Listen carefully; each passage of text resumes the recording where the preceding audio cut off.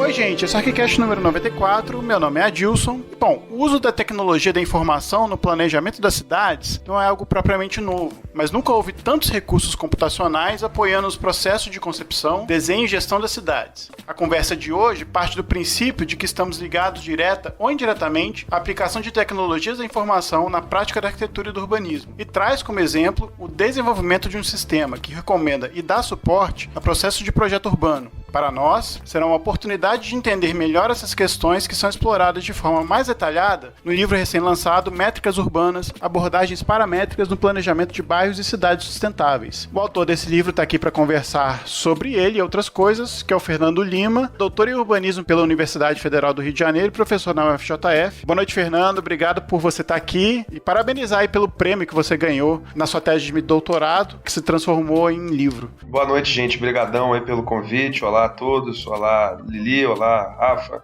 Bom, e para conversar com o Fernando, estou aqui com Lili e Rafa. Boa noite, Lili. Boa noite, Fernando. Nem sei o que te dizer nesse momento. Que a gente, depois vocês vão entender o que está rolando aqui, uma certa rixa, né, entre um vascaíno triste e um flamenguista feliz, assim, mas é isso que acontece. Fora isso, o cara é gente boa, formou com a gente, tá. Bem-vindo, Fernando, você é de casa. Valeu, obrigado, Lili. E Rafa, fala Rafa, tudo bom? Boa noite, Fernando, obrigado pela presença. Vamos botar ordem nesse negócio e vamos começar o cast. Isso aí. Então a gente vai pros e-mails, comentários e outras cositas más.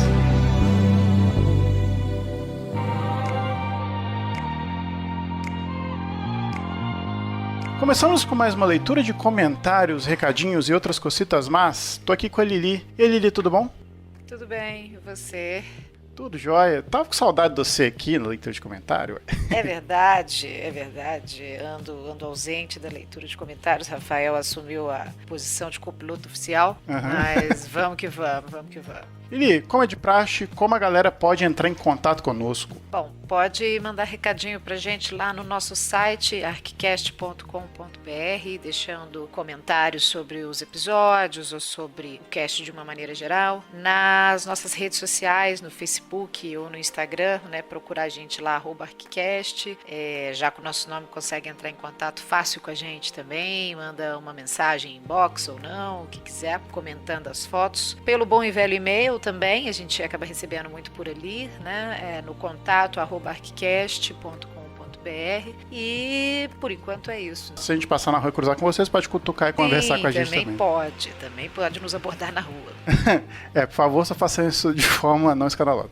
Mas, bom, Lili, a gente tem um recado importante. Esses contatos que a gente acabou de dar para todo mundo aí, eles vão servir também para uma coisa. A gente está encaminhada para o 100º episódio e a gente queria participação dos nossos ouvintes para contar histórias que envolvam direta e indiretamente aqui o nosso podcast. Por e-mail, por mensagem lá no Instagram ou pelo Facebook, mandem alguma história que vocês têm relacionada com o podcast. As mais legais, a gente vai tentar entrar em contato antes com vocês para que vocês gravem um áudio com a gente, para que esse áudio apareça na edição do podcast. Isso, do 100º episódio, que vai ser um episódio comemorativo, naturalmente, né? É uma marca importante pra gente e a gente quer contar com a participação ainda mais presente aí de vocês que nos ouvem e nos prestigiam.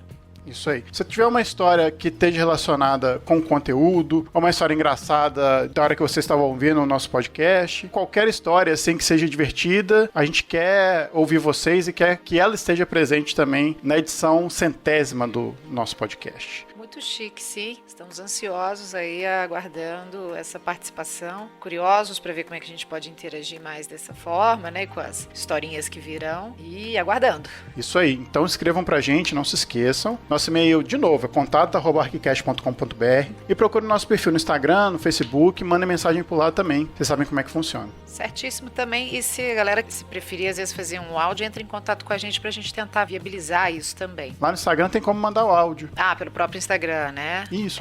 Verdade. Pode ser áudio pelo Instagram também. Então, galera, a gente fica por aqui. A gente vai deixar vocês com um episódio de Métricas Urbanas. Esperamos aí essas histórias. E a gente volta daqui a uma semana com mais episódio pra vocês. É isso. Tchau, tchau. Bom cast. Até semana que vem. Até!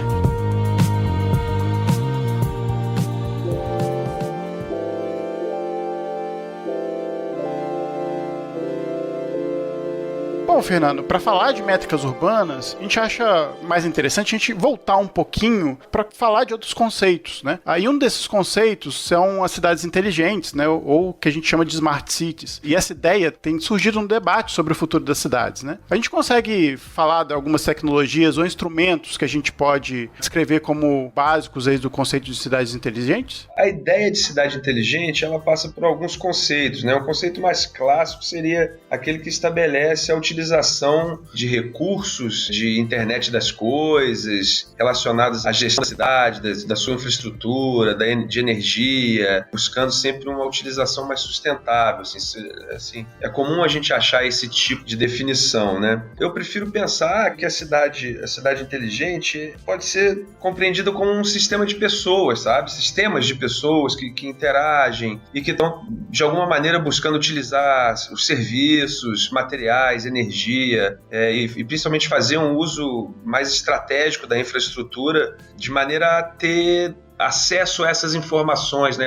Ou essa informação que está conjugada a esse tanto de serviços e de atividades que se lidam, né, na cidade diariamente. E aí, nesse sentido, a gente vai pensar em internet das coisas, a gente vai pensar em recursos computacionais para verificar possíveis relações, a gente pode pensar numa série de possibilidades que têm sido crescentemente adotadas, né? E uma coisa muito interessante, eu não sei o que vocês acham, já começo até levantando essa bola um pouco também para a gente debater, a noção clássica do pensamento urbano repele um pouco essa coisa da matemática, do urbanismo enquanto uma ciência que permita questões mais objetivas, né? A ideia de métricas urbanas passa por isso também, né? Passa por a gente tentar identificar pontos ou atributos que possam ser objetivamente mensuráveis de alguma maneira e utilizar isso para poder pensar na organização, na configuração das cidades, né, como um todo. Esse conceito era uma coisa que eu até conversava com outro professor, que assim, hoje em dia é que a gente está começando a vislumbrar poder tirar dados das cidades, né? A ideia da internet das coisas, do Big Data, é uma primeira iniciativa onde você possa experimentar, vou falar de forma mais científica, mas de forma mais detalhada, digamos assim, alguns conceitos que a gente tem na cidade como conceitos certos e que a gente estuda tem tanto tempo, mas nenhum de alguma maneira foi confirmado. Não é que nenhum foi confirmado, mas assim, a maioria desses processos a gente ainda não consegue comprovar com números, né? E talvez os números ajudem a gente nesse sentido. Não se trata tanto de comprovar conceitos, né? Eu acho que se trata justamente de trabalhar com dados factuais ali, e nesse sentido científicos, porque é algo que você consegue mensurar, comprovar, testar e tal, que fazem parte da cidade, né? Assim, dados mais específicos que podem ser mensurados, que são quantificáveis, mais objetivos, em que medida esses dados serem sistematizados, né, e com o uso da tecnologia você conseguir fazer melhor aproveitamento mesmo desses dados para poder informar melhor os processos de projeto. Eu vejo um pouco dessa forma, né? O termo Smart City é que ele gera aquele, não sei se eu gosto, né?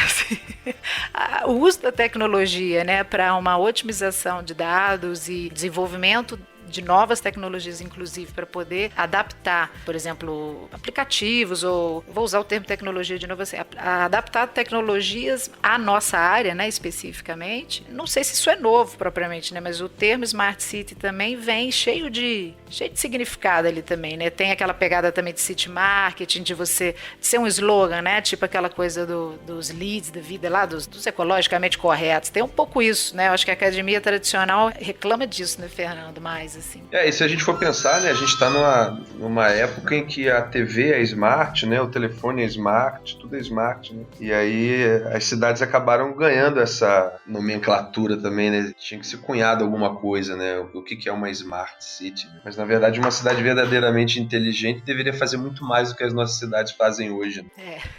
Nossas cidades são bem burras, na verdade, e usam o slogan do mesmo jeito. Esse é que é o problema, virou slogan e não forma de pensar, né?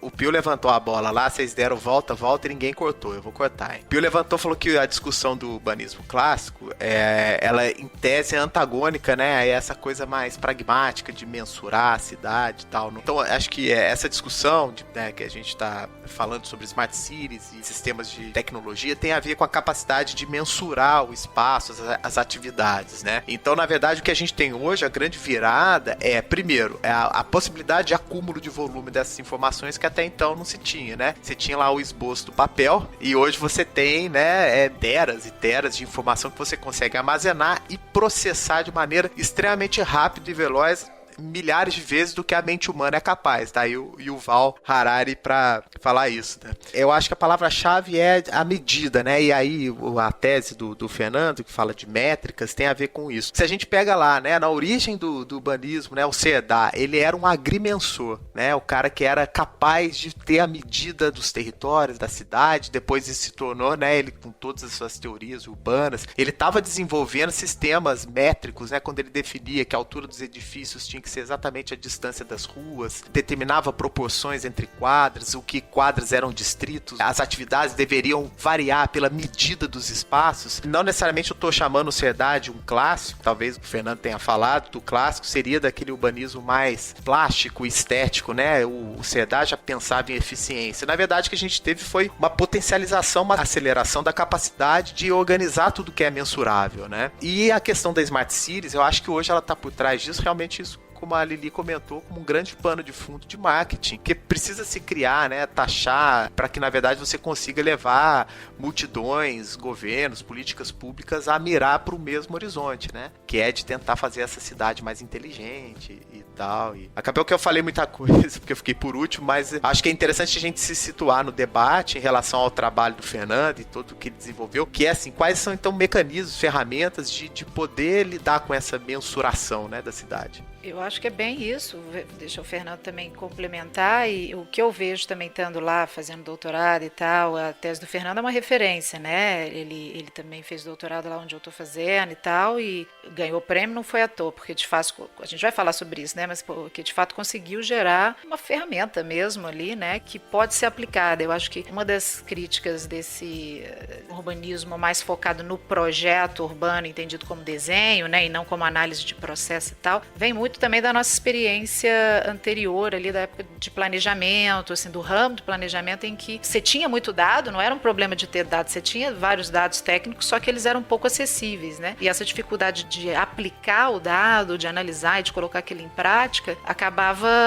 deixando-os obsoletos, né? Os próprios processos analógicos, né, de levantamento ali e tal, também colocavam suas dificuldades. Eram timings diferentes, a cidade se fazia independente daquilo, a tecnologia realmente trouxe essa velocidade e uma capacidade de sistematizar o que permite a interpretação pelo arquiteto, né, do que aquele dado significa, extraordinária, né? Mas eu acho que a crítica é um pouco assim, existe um limite para essas tecnologias realmente funcionarem, e eu acho que a explicação inicial do Fernando é perfeita nesse sentido. É aquilo que é mensurável, aquilo que é objetivo, não serve para tudo, né? É uma disputa, né? Essa coisa também da academia é uma disputa, cada um lá na sua caixinha defendendo o seu também, tem um pouco isso, né? Exatamente, nem se pretende que resolva, mas eu penso muito numa visão de mundo diferente, assim, da gente poder entender que a ciência do fazer urbano pode sim ter algumas coisas que são mais eminentemente matemáticas e objetivas, mas que não quer dizer que seja só isso, tem uma série de outras questões, né? Tem como pensar, o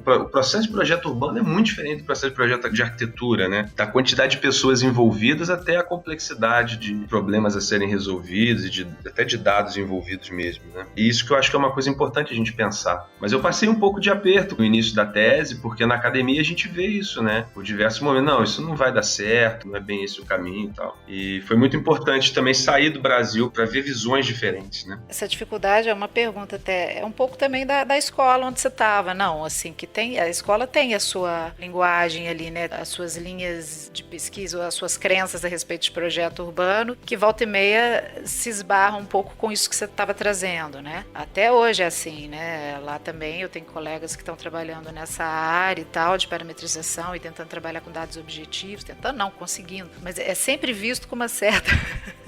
dá aquele medinho, isso é trauma do modernismo, assim, né?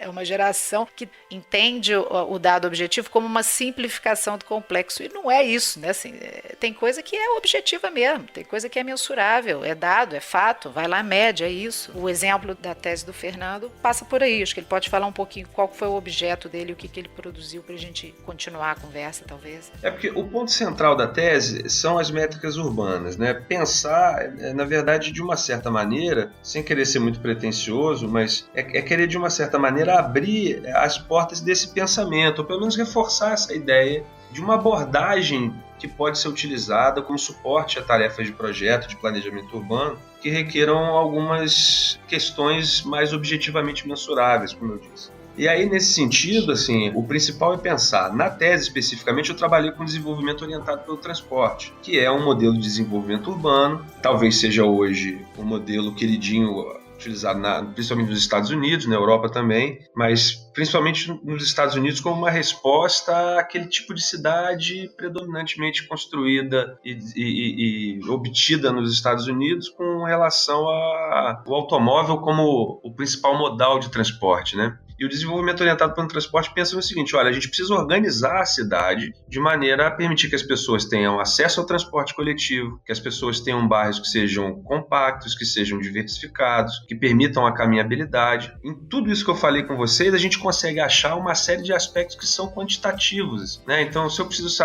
estar próximo de determinados serviços urbanos, como, por exemplo, a gente pode estar falando de uma escola, de um restaurante, de um supermercado, de uma farmácia, de um banco, isso pode ser medido, como a Lili disse, né? Isso pode ser medido. O que é perto, o que é longe? Que tipo de distância me interessa que seja a máxima que eu vou ter das pessoas até a sua escola mais próxima, de maneira que elas não precisem utilizar o automóvel, né? Qual que é uma distância interessante para eu estar de um supermercado ou de um comércio? Isso é eminentemente mensurável, né? A mesma forma, a diversidade. Eu quero saber qual que é a proporção, ou qual que é o equilíbrio, qual que é a relação entre áreas ou entre espaços que são residenciais e não residenciais. A maioria das cidades que a gente vive, os nossos bairros são eminentemente residenciais, né? Então eu moro num bairro que só tem casa, praticamente. Não tem ponto de trabalho. O máximo que vai ter é um comércio ou outro. O que isso quer dizer? Isso quer dizer que todo mundo tem que sair do bairro na mesma hora, voltar na mesma hora e muito provavelmente vai se utilizar do automóvel para isso.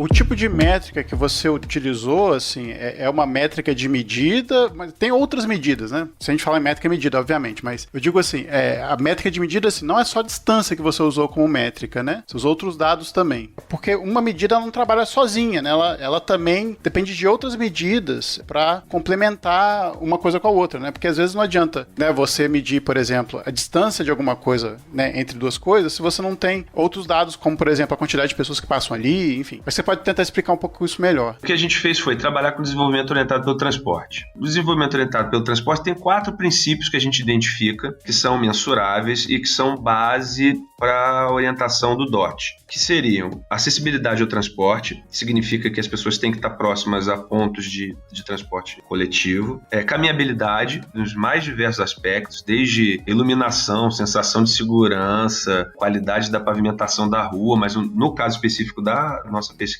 a gente estava trabalhando com caminhabilidade no seguinte sentido, no seguinte contexto. Na medida em que eu tenho um bairro que me dá opções de contato com serviços urbanos básicos de maneira que eu não precise utilizar o automóvel para isso, ou seja, quanto mais próximo eu tiver de serviços básicos, mais caminhável um bairro tende a ser. Um outro aspecto é o aspecto da diversidade. Eu preciso que o bairro seja diverso. Isso também envolve alguma medida, que a gente pode estar falando de distâncias percorridas, no caso da caminhabilidade e no caso da acessibilidade ao transporte. No caso da diversidade, a gente pode estar falando e a gente está falando, inclusive, de alguns índices que a gente encontrou de um pesquisador holandês, por exemplo, que chama índice de uso misto. Então a gente consegue mensurar quão diversa é uma área urbana, um bairro, tentando identificar uma proporção entre áreas, entre metragem mesmo, entre, por exemplo, vamos ver lá o Cascatinha. Você vai pegar o bairro Cascatinha, no estudo que a gente fez na tese, você vai descobrir que 92%, 94%, salvo engano, das áreas do bairro são destinadas a espaços residenciais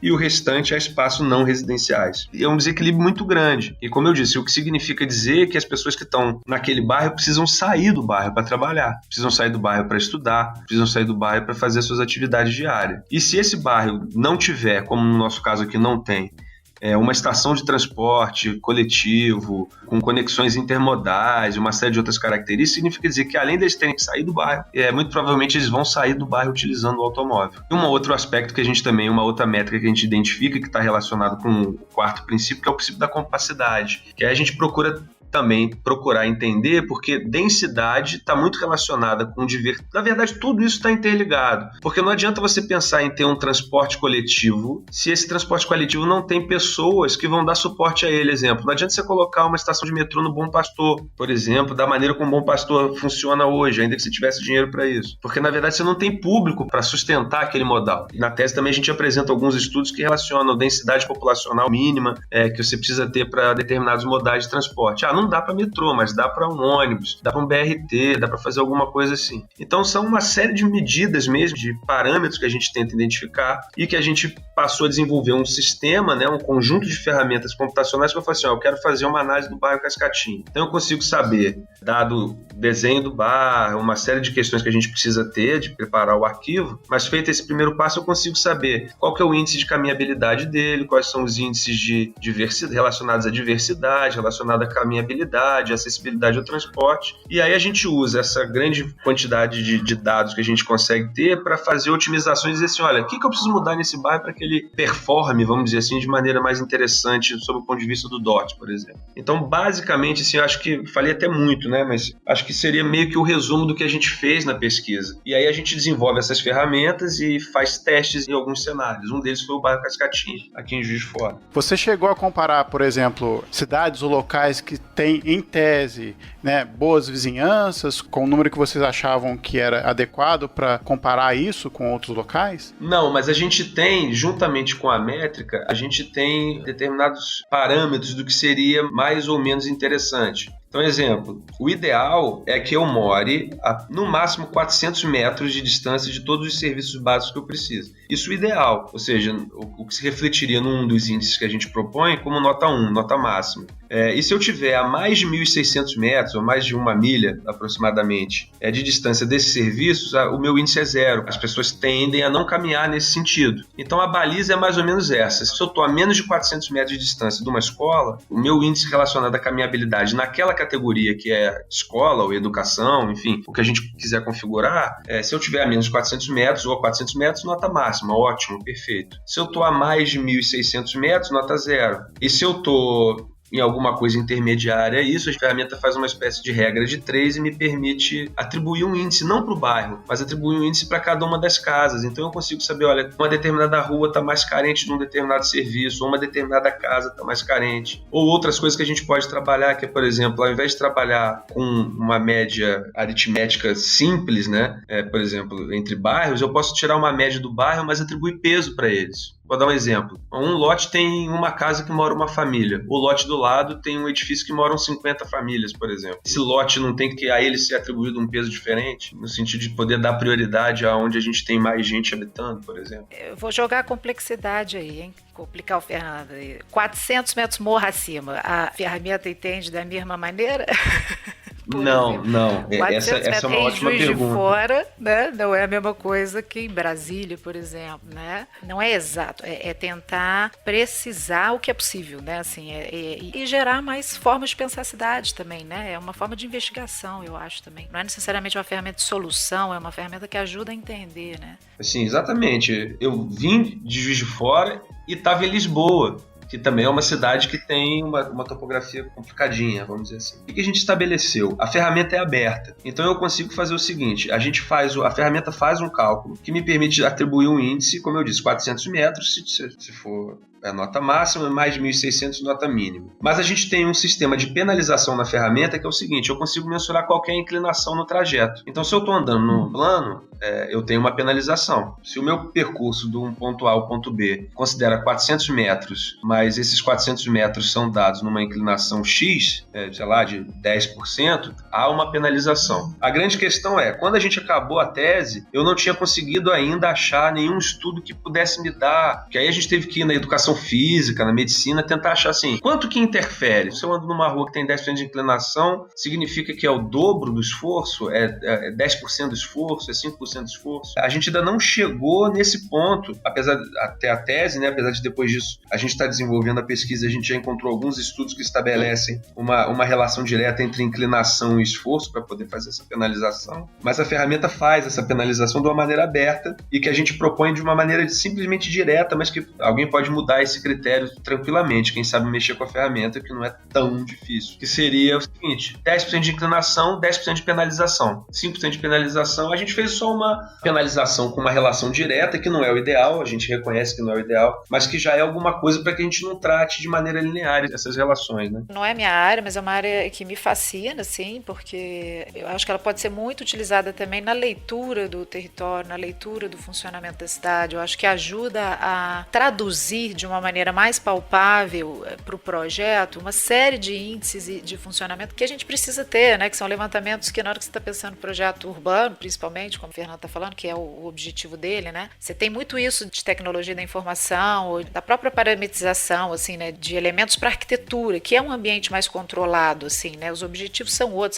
Com arquitetura você consegue, de fato, controlar muito mais coisa do que no projeto urbano, né? No ambiente urbano. O ambiente urbano você lida com o imprevisível, é muito uma questão de leitura mesmo, mas é uma ferramenta que eu imagino também que sirva muito na própria etapa de diagnóstico, né, Fernanda? Assim, consiga ajudar a dar métrica, né? Ou a revelar as métricas, né? Com mais precisão, que é uma coisa que faz muita falta, de fato. É tudo muito empírico, é tudo muito no feeling, né? Assim, e não é uma coisa tão subjetiva assim. Claro que ela está sempre ali nos dois lados, né? O projeto urbano, a cidade, ela tem um pouquinho de tudo ali. E essa é a dificuldade, né? Mas eu de fato acho que é uma área que precisa, demanda. Tanto é que faz tanto sucesso, assim, né? Você está sendo muito bem sucedido na sua empreitada, porque é uma pesquisa que interessa a todo mundo.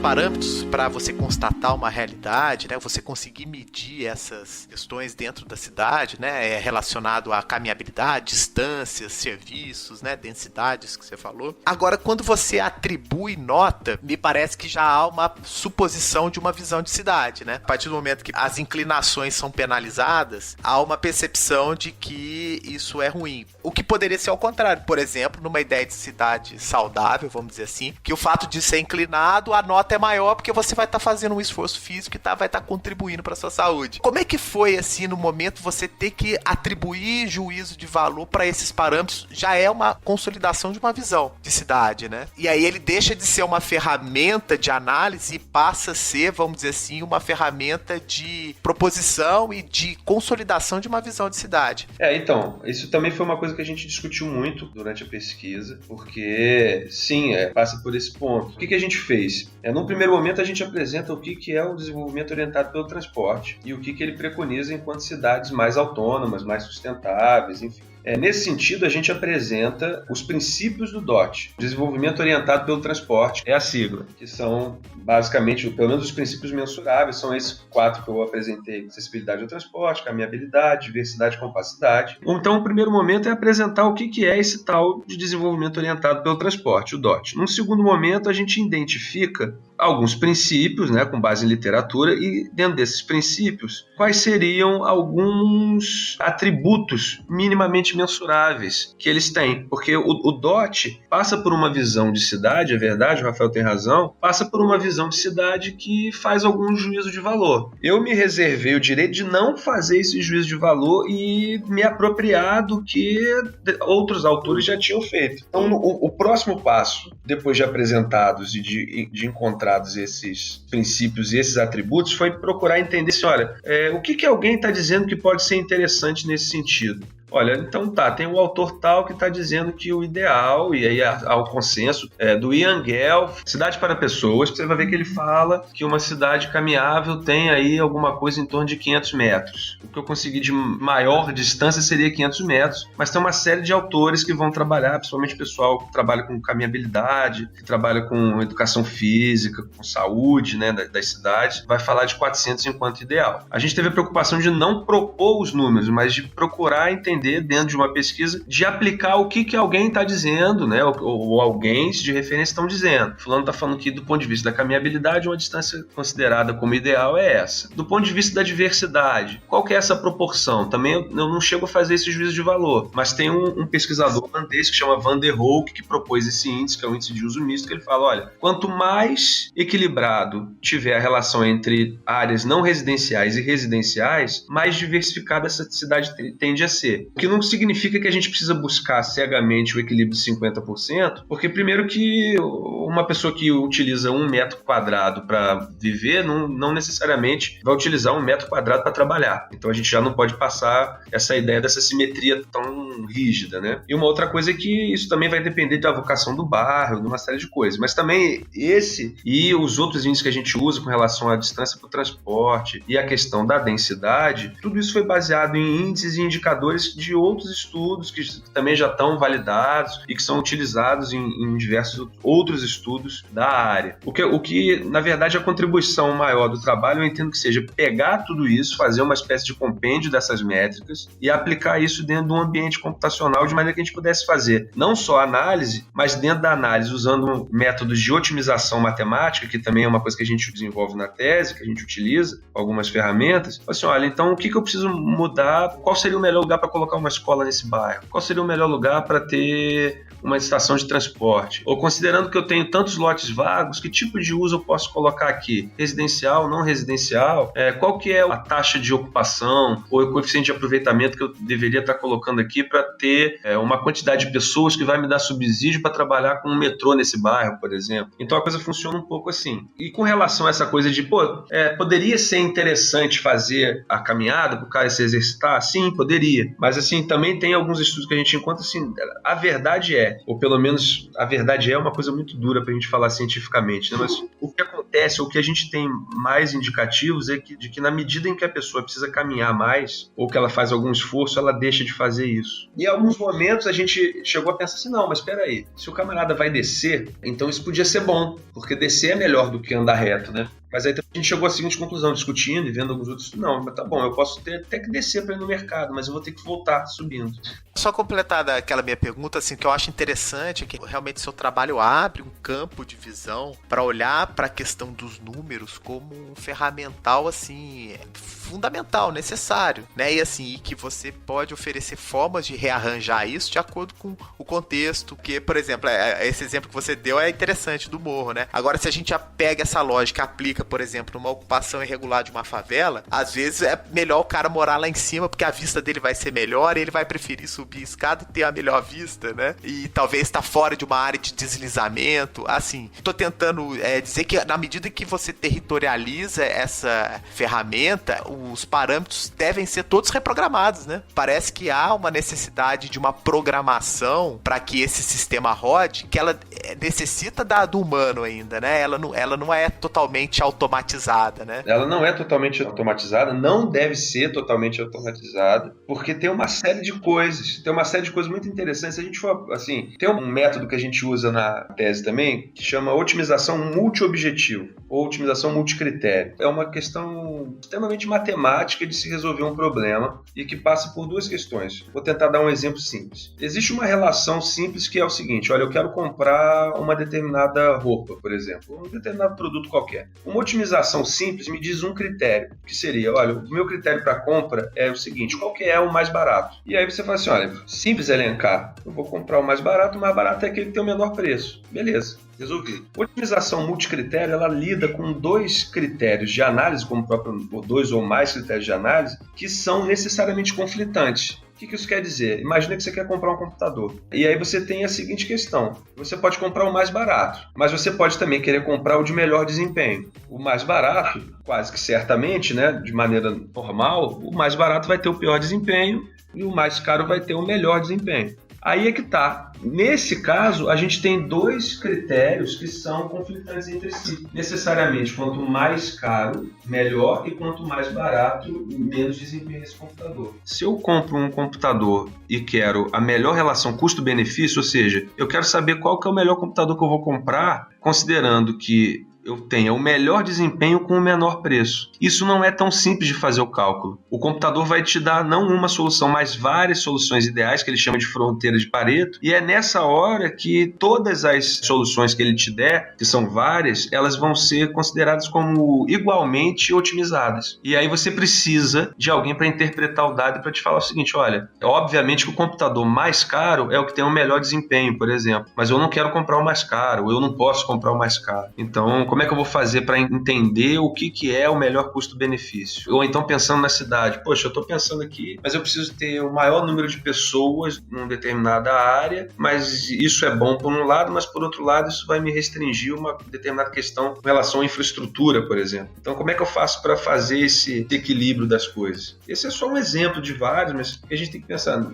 assim, não se trata definitivamente de uma máquina que vai te dar, ou de um programa que vai te dar uma resposta e você cegamente vai e segue. Porque existe muito da ficção científica impregnou na cabeça das pessoas que isso viria pronto, né? Então, assim, a palavra final ainda vai vir da mente humana, né? Ela que vai ter que, né, quando ele olhar as diversas respostas que tem a mesma otimização, aí no caso do urbanismo, quem vai escolher é uma determinada visão de política pública, por exemplo, né? É uma política pública que pode optar por adensar ou não uma área, expandir ou não uma cidade, né? Então, assim, a questão é que esses parâmetros, eles deixam essa decisão revelada. Acho também muito interessante o seu trabalho. Esse tipo de mensuração, de medição, é uma forma também de transparência das ações públicas, né? Porque a decisão é tomada de forma transparente através dos dados, inclusive colocados para serem questionados, né? Coisa que a gente não tem, né? Se decide duplicar uma pista, se decide construir, por exemplo, uma BR cruzando o meio da cidade sem critério nenhum, né? Então, assim, com essas ferramentas, isso vai se tornar mais difícil, né? Se esconder essas decisões. E o computador tem uma coisa que é fantástica, que eu guardo comigo, que é: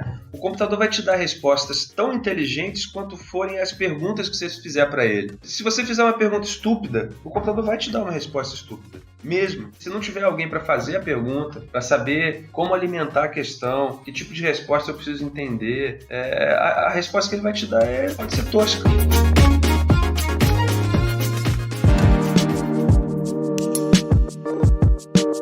Fernando, agora, imagino que deva ter algumas dificuldades nesse processo, e eu estou elencando aqui que uma das dificuldades pode ser justamente a obtenção desses números. Além dessa obtenção desses números que pode aí ser uma dificuldade, ser um desafio para esse tipo de mensuração, quais outros desafios que esse tipo de método tem para a gente tentar entender a cidade? Quais são as limitações, assim, até onde a gente consegue chegar? Olha, algumas limitações que eu consigo ver com um pouco mais de clareza. O exemplo que você citou de encontrar os números, talvez seja o primeiro que a gente possa pensar. Uma limitação importante também é a de recurso computacional suficiente, porque na medida em que eu preciso de lidar com mais e mais números, ou com mais e mais pessoas, ou com mais e mais trajetos que são feitos, ou relações geométricas entre construções, eu preciso de capacidade de processamento, o que é um problema razoavelmente simples, porque com o tempo que a gente está vendo é um aumento da nossa capacidade de tratamento de informação, né? Se a gente pensar quando a gente estudava o que fazia um computador e o que ele faz hoje, né? O nosso computador pessoal, por exemplo, não dá nem para brincar, né? Uma coisa que eu acho que é fundamental e que a gente conversa muito pouco é um conhecimento mínimo, eu não digo nem de programação, mas eu poderia dizer programação, mas de conhecimento ou de pensamento lógico, que é uma coisa que a gente, enquanto arquiteto, tem muito pouco e que na nossa formação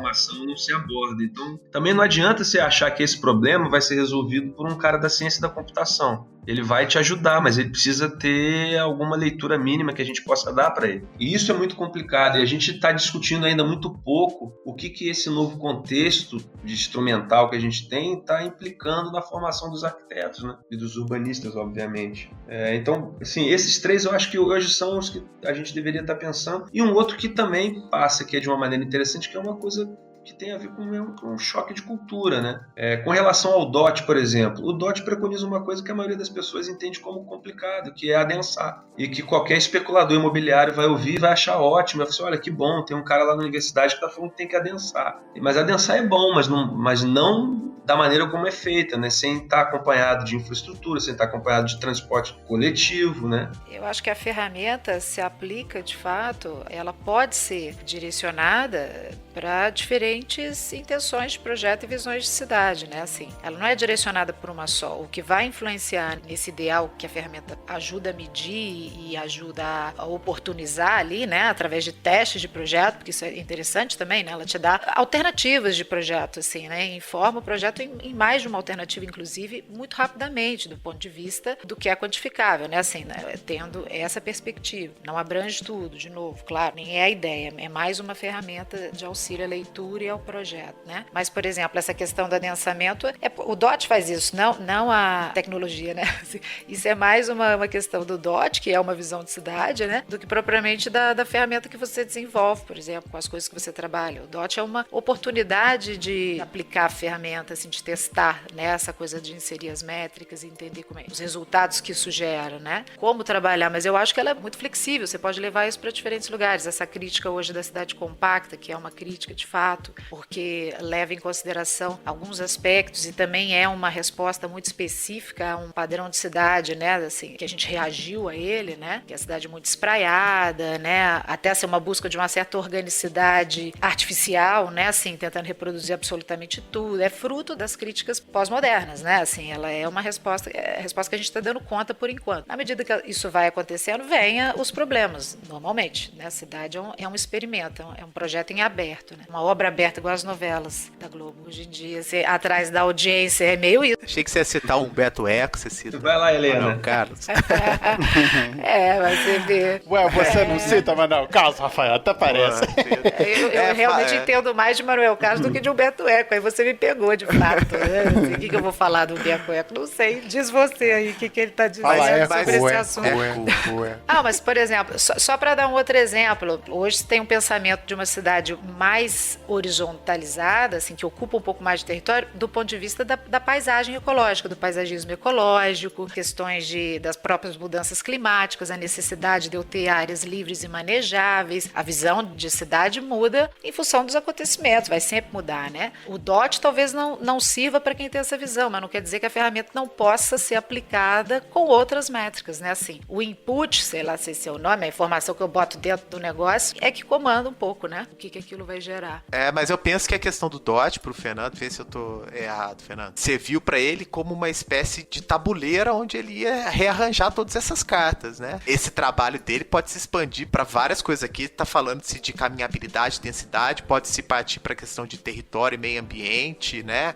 Cursos d'águas e tudo mais. Isso pode partir, por exemplo, para questões de cultura e economia urbana, né? Uma coisa é você pensar uma cidade que tem um PIB X e uma cidade que tem um PIB 10X. As métricas e os parâmetros têm que mudar. Mas o que mais me chamou a atenção nesse nosso bate-papo, assim, é que esse procedimento, ele é totalmente eficaz para a luta por uma cidade democrática. E aproveitando esse cast que a gente fez anteriormente sobre direito à cidade, né? Eu acho que dos números não tem como fugir e negar, né? Apesar de que eles tentam fazer isso a todo momento. Tem como ser interpretado, mas você não pode fugir do número, né? Qualquer decisão tem que ser ancorada por um número. A gente, por exemplo, vive hoje exatamente isso. Decisões sendo tomadas no famoso feeling, né? Porque eu acho que tem que ser assim. Exatamente. Muitas vezes, assim, eu acredito nisso, eu acredito falando nisso, assim, mas não é pela má fé, não. É porque, muitas vezes, assim, minha primeira pergunta, quando eu falei sobre a questão numérica e muitas das coisas que a gente faz, claro, tem números, mas muitas das coisas que a gente faz não tem essa medição, é mais acreditar que, como você falou, assim, pra tentar comprovar algumas coisas, pra tentar ter alguns dados, mesmo pra gente comparar e pra gente tentar mensurar alguma coisa. Ter algum dado empírico ali pra ser estudado.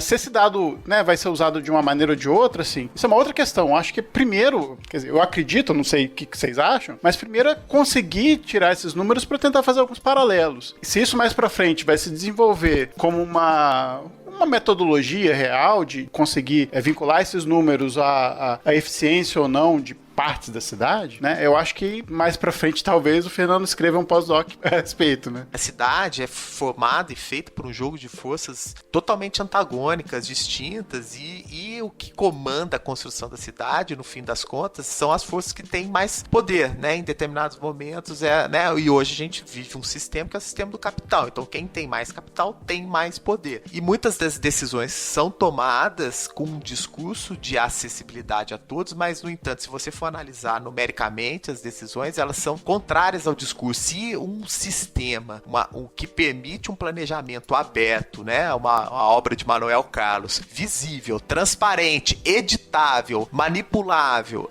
isso dá transparência às decisões, né? O trabalho do Fernando tem uma contribuição imensa aí para o futuro do desenvolvimento e planejamento das cidades. Também acho, porque é ciência, porque está buscando a parte nesse sentido científica, nesse sentido mesmo, porque se propõe a analisar, né, um determinado fenômeno, estabelece parâmetros que precisam ser comparados e analisados, parâmetros fixos. Isso dentro das ciências sociais aplicadas, que é onde a gente está, né, a arquitetura, é complexo. Né, assim, os que fizeram lá, que foram os modernistas, tadinhos, né, assim, e olha que eles fizeram um monte de coisa boa, e a gente, né, há uma reação sempre muito negativa, né, a essa visão, e há coisas ali também que nos serviram. A cidade é um sistema complexo, assim, você precisa de ferramentas diferentes, você precisa tratar do objetivo, você precisa tratar do subjetivo, essa que é a merda, né, assim. Por isso que não é a mesma coisa que projeto urbano nunca, que projeto arquitetônico, né, é outra esfera. Aí eu vou puxar a sardinha para mim aqui também, né. Um pouco que você está falando, né? Um pouco da nossa formação, um dos problemas de se entender essas possibilidades de aplicação da tecnologia e essa forma de pensar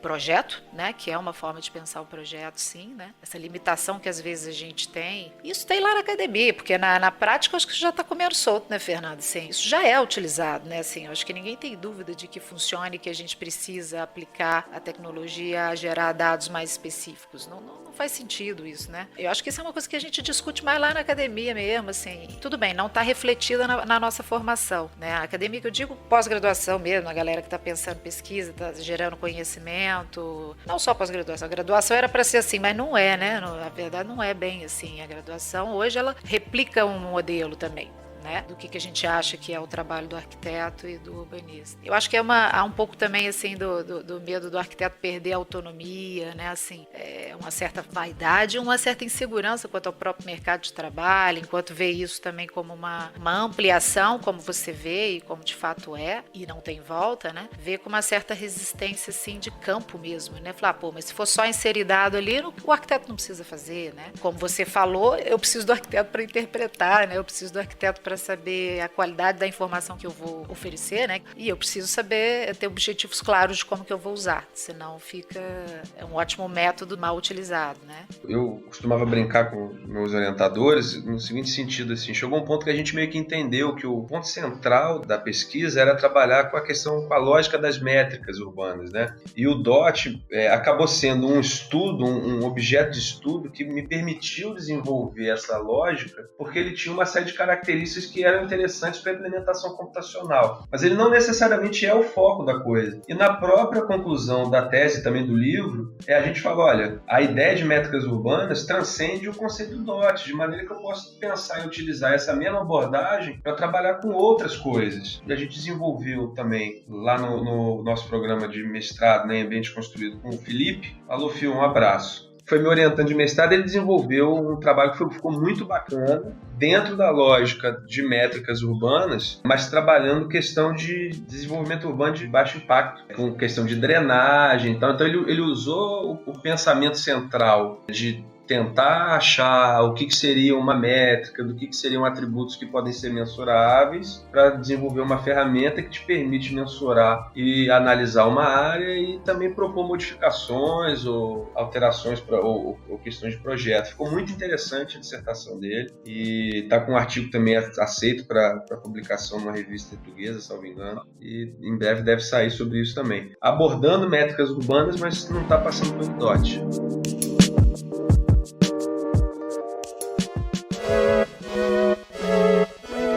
Hoje, assim, você tem algumas teses sendo desenvolvidas nessa linha, né? E há até uma dificuldade de orientação nesse sentido, quem é que domina isso, assim, porque é muito experimental, assim. Todas essas teses estão propondo formas novas de desenvolver esses instrumentos, softwares, aplicativos e tal. Elas têm um viés, assim, de pensar num método, mas que é um método, né, assim, na verdade, de projeto, assim, também, e de análise e sistematização de dados, né? Todas elas estão pensando nisso, e é interessante, Fernando, que tem uma que o cara está pensando um pouco, não do ponto de vista propositivo, ali, de um projeto a ser realizado, assim, dando uma solução, mas usando o game, por exemplo, a gamificação também, né, do projeto, como uma maneira de testar o usuário, assim, também, de ter o usuário de uma maneira mais participativa, porém pegando questões mais subjetivas do usuário, porque talvez no game ali ele reage de uma forma mais instintiva a uma série de proposições e tal, entendeu? Eu achei isso bem interessante também, achei uma viagem louca, mas eu gosto muito dessa visão, eu vejo isso muito até para a própria educação, que é a minha área, né, formação e tal, do teste, dessa ferramenta como teste, como investigação, como instrumento de pesquisa, sabe? Mais do que...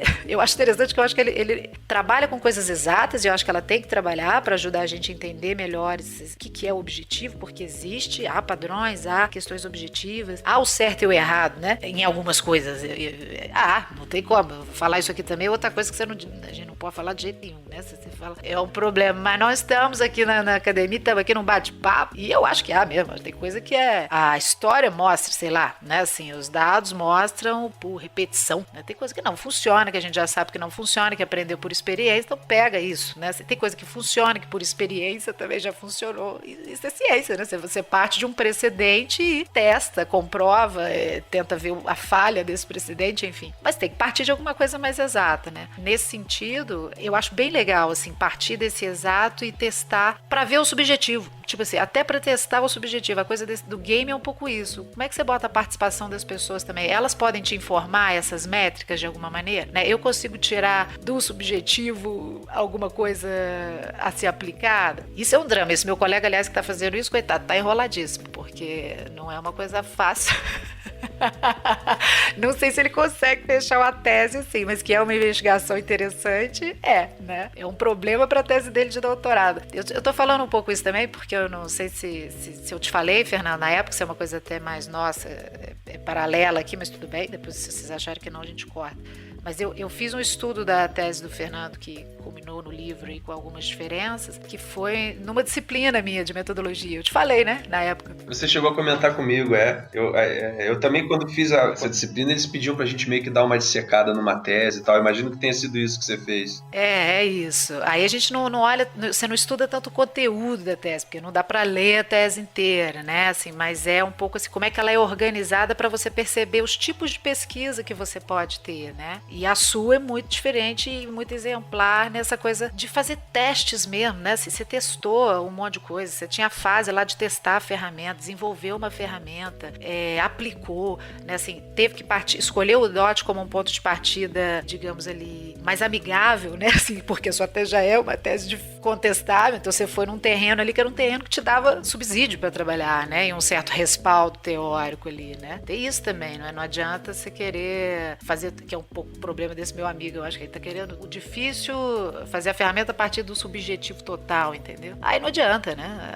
Aí vem a crítica, né? É muito engraçado, porque eu voltei de Portugal com uma tese e eu achei que eu tava com a tese fechada, né? E, na verdade, eu só fui defender em abril, porque eu fiquei uns 2 meses ainda em muita discussão no bom sentido da coisa, com o meu orientador, que me ajudou muito aqui, o COIS, né? Porque a ideia era muito assim, em Portugal, na Europa de uma maneira geral, as pessoas veem, ou pelo menos viam, com muito mais naturalidade o produto final de uma tese ser um produto, ser uma ferramenta, ser um conjunto de ferramentas, coisa que a gente não consegue ver com tanta naturalidade aqui no Brasil ainda, sabe? E aí quando eu cheguei aqui, a gente ficou assim, não, mas como é que a gente vai fazer para de uma certa maneira formatar isso de uma forma mais palatável para as pessoas aqui, porque simplesmente não pode ser, sua tese não pode ser o desenvolvimento desenvolvimento de um sistema, alguma coisa assim, né? Coisa que em Portugal era muito tranquilo dentro da nossa área, mas no contexto do urbanismo lá em Portugal era muito tranquilo mesmo. Meu orientador em Portugal, que é o Nuno, um Montenegro, tinha feito também uma ferramenta, assim. O título da tese dele era Cityplan, subtítulo, uma ferramenta de ontologia para processo urbano, alguma coisa assim. Agora não me lembro certo, mas era isso.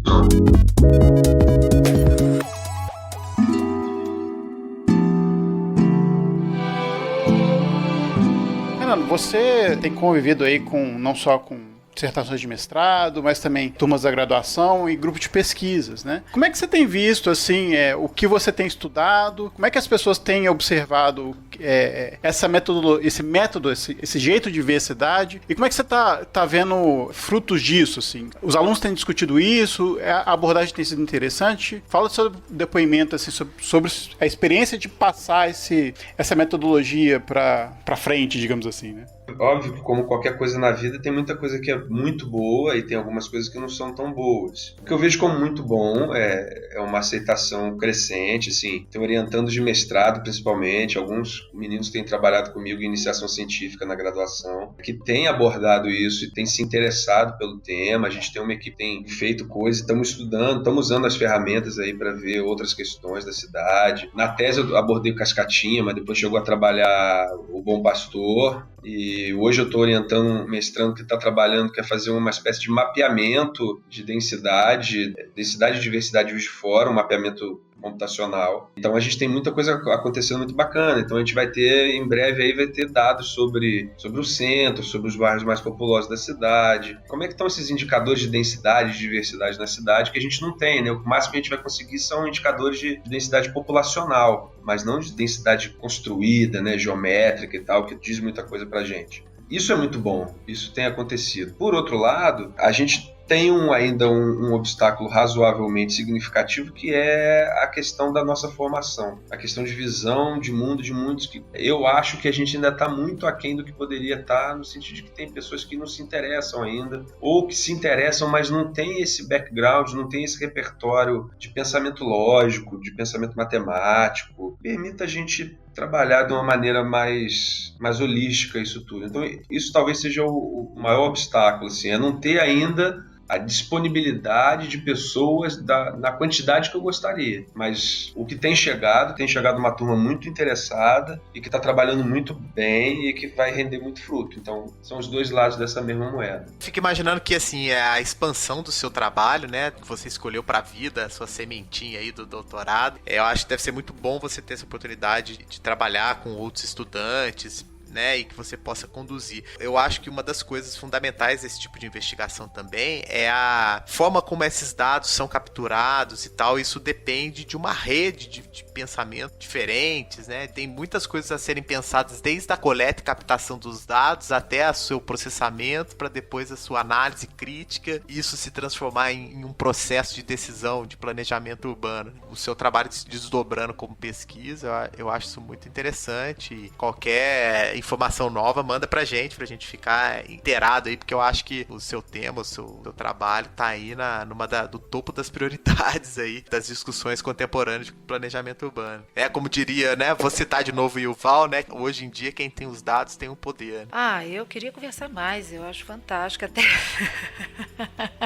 Não a tese, sim, porque eu posso dizer assim, você está de fato trabalhando com um assunto, concordo com o Rafael, que é assim, extremamente pertinente hoje e tá na crista da onda, a galera tá se dedicando a isso, então é uma coisa que a gente tem que entender melhor, tem que saber usar, tem que ver com bons olhos e olhos científicos, né, no sentido de testar e tentar aprimorar essa forma de enxergar a cidade, de informar o projeto. Eu vejo muito dessa maneira, né, é uma tese que virou referência tanto da própria estruturação, no tipo de tese, isso eu acho legal para o ouvinte também entender, né, um doutorado com uma outra característica, né, não é só aquela coisa, é só a teoria, claro que tem teoria pra caramba aí, Isso é verdade, não tem como você fazer isso sem uma base teórica muito clara de saber de onde veio essas coisas, né? Assim, é uma construção de uma ideia, né? Mas o fato de você ter criado um produto, né, e ter passado por um processo diferente do tradicional dentro da nossa área, eu acho que é um exemplo super interessante para quem se interessa por pesquisa ou por tecnologia, por geração de produto, por design de objeto, que seja. Isso pode ser feito dentro do espaço acadêmico, né? Não é só para dar aula, não é só para teses teóricas, não é só viagem, né? Assim, tem as viagens,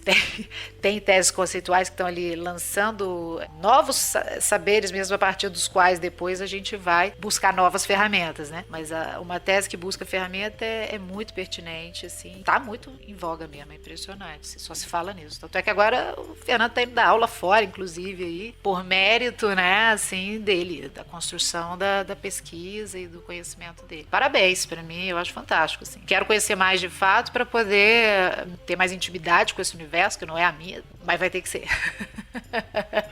Não tem como me abster disso, não. Fazer um último comentário aqui. É engraçado, eu vejo o que o Fernando está propondo com a tese dele, assim, como algo que talvez seja para comprovar ou não tudo aquilo que a gente tem estudado sobre urbanismo e tem falado. É a ponta de lança que as cidades vão ter que fazer e nós, arquitetos, vamos ter que aprender a lidar com isso, assim. E é uma forma que eu acho que é, como ele gosta de falar, fantástica, né?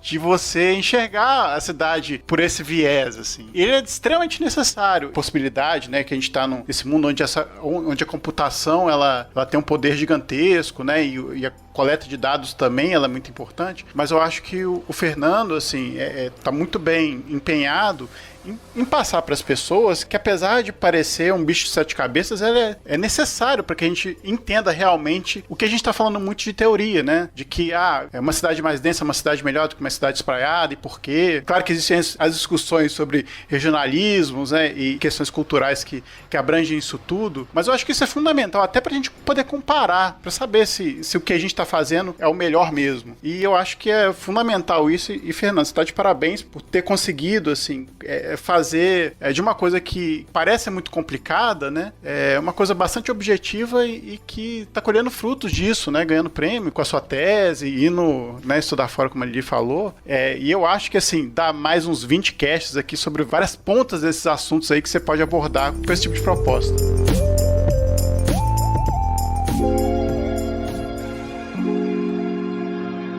Fernando, sua dica, você tá com a sua aí? A minha dica é quase que um jabazão, né? Eu queria dar uma dica que é o site que a gente tem, que é citymetrics.com.br. Nesse site é possível encontrar as ferramentas que foram desenvolvidas na tese para download, é possível encontrar um tutorial para saber como é que instala, como é que utiliza as ferramentas, todas as publicações que a gente fez, então tem lá capítulo de livro, tem artigos em periódicos, artigos em congresso e tal. E tem o link que vai levar quem queira também adquirir o livro, né? E aí o livro por enquanto a gente vai conseguir achar no site probooks.com.br. Métricas Urbanas é o livro e o subtítulo dele é Abordagens Paramétricas no Planejamento de Bairros e Cidades Sustentáveis. No livro a gente vai encontrar a essência do que está na tese, mas com uma linguagem mais acessível, mas com o mesmo conteúdo, mas com uma leitura mais leve, eu diria. Lili, tá com a sua dica? Minha dica para os ouvintes e para o Fernando Lima, nosso digníssimo convidado, é 1981, o livro sobre o Flamengo, que os rubro-negros vão poder reviver a época mais vitoriosa do clube, ao comando de Zico. 1971 foi um ano maravilhoso para o Flamengo. O subtítulo do livro é Como um craque idolatrado, um time fantástico e uma torcida inigualável fizeram o Flamengo ganhar tantos títulos e conquistar o mundo em um só ano. 2019 vai ser um lançamento, se tudo der certo aí pro ano que vem, vai ser um outro título histórico aí do Flamengo também. É isso. Minha dica é essa, torcer pro Flamengo aí. De qualquer forma, energia positiva desde então. É isso. Bom, minha dica vai ser sobre um livro aqui que tem muito a ver com o que o Fernando fala também. O livro chama Smart Cities, do Anthony Townsend. É um livro que está em inglês, ele ainda não tem tradução em português, mas é um livro que introduz toda essa discussão sobre a cidade, sobre como é que a tecnologia vai tomar de assalto aí a nossa vida cotidiana, não só fazer projeto, mas também viver nas cidades. Fica aí a dica aí do Smart Cities, do Anthony Townsend. Rafa, você tá com a dica aí? Tô sim. Eu já dei essa dica aqui há um tempo atrás, mas de outro curso que eu fiz na plataforma edX. eu fiz um curso sobre imaginação arquitetural, e aí eles lançaram uma série de outros cursos de outras instituições, que até então a plataforma edX tinha só os cursos de Harvard. Agora esse é um curso do MIT, que é City Planning Online, que é um curso básico sobre planejamento urbano e fala sobre aspectos de infraestrutura, planejamento, economia e tal, de uma forma bem rápida e naquele sistema que você pode fazer durante 10 semanas, o curso é grátis, e você ainda pode adquirir o certificado por R$400, você tem um certificado MIT oficial. Fernando, a gente queria agradecer seu tempo aqui, muito obrigado por você estar com a gente aqui para explicar o seu trabalho e para deixar a gente vislumbrado com o que você tem feito aí. E sucesso, cara, não só com o seu livro, mas também para os outros passos que você está dando aí na vida acadêmica. Eu que agradeço, gente. É sempre um prazer encontrar vocês, ainda que virtualmente. Eu que agradeço a oportunidade de poder falar um pouquinho desse trabalho que eu gosto tanto e que, graças a Deus, tem dado tanto retorno positivo para mim, assim, tem me deixado muito realizado, e eu acho que isso é mais importante que muita coisa. Não que tudo, mas que muita coisa. E a gente volta daqui a uma semana com mais um episódio para vocês. Até mais, galera!